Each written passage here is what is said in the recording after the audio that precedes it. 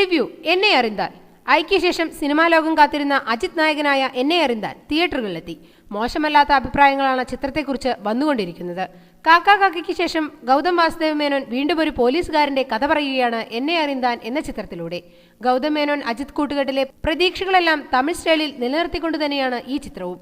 സത്യദേവ് അജിത് എന്ന പോലീസുകാരന്റെ ജീവിതവും അയാളിലൂടെ കടന്നുപോയ കുറച്ചുപേരുടെ കഥയുമാണ് എന്നെ അറിന്താൻ. തേൻമൊഴി അനുഷ്കയുടെ കാഴ്ചപ്പാടിലൂടെയാണ് കഥ പറയുന്നത്. ജോലിയിൽ വളരെയധികം ആത്മാർത്ഥതയുള്ള സത്യസന്ധനായ പോലീസ് ഓഫീസറാണ് സത്യരാജ്.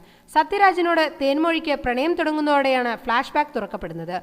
ഒരു റെസ്റ്റോറന്റിൽ വെച്ച് തേൻമൊഴി സത്യരാജിനെ കാണുന്നു. അവിടെ വിക്ടറിയും അരുൺ വിജയ് സംഘവും അജിത്തിനെ ആക്രമിക്കാനെത്തുന്നു. സത്യരാജ് തിരിച്ചടിച്ചെങ്കിലും അദ്ദേഹത്തിന് പരിക്കുകൾ പറ്റുന്നുണ്ട്. അവരെന്തിനാണ് തല്ലുകൂടാൻ വന്നതെന്ന് തേൻമൊഴി ചോദിക്കുമ്പോഴാണ് വിക്ടറും താനും തമ്മിലുള്ള ഫ്ലാഷ് ബാക്കിന്റെ കെട്ട് സത്യരാജ് തുറക്കുന്നത്. അവിടെയാണ് കഥയും. അല്പം ഇമോഷണൽ സീനുകൾ അധികമുള്ള ചിത്രമാണ് എന്നെ അറിന്താൻ.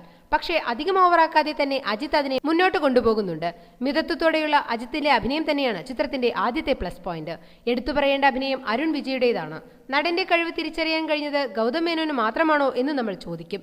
നായികാ താരങ്ങളായെത്തിയ അനുഷ്കയ്ക്കും തൃഷയ്ക്കും പ്രാധാന്യമുണ്ടെങ്കിലും രംഗങ്ങൾ കുറവാണ്.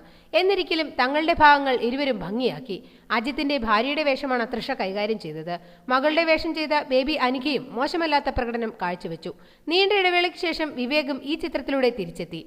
ടെക്നിക്കൽ സൈഡും സിനിമയ്ക്ക് മികച്ച പിന്തുണ നൽകുന്നു. ഹാരിസ് ജയരാജിന്റെ സംഗീതം മികച്ചത് തന്നെ.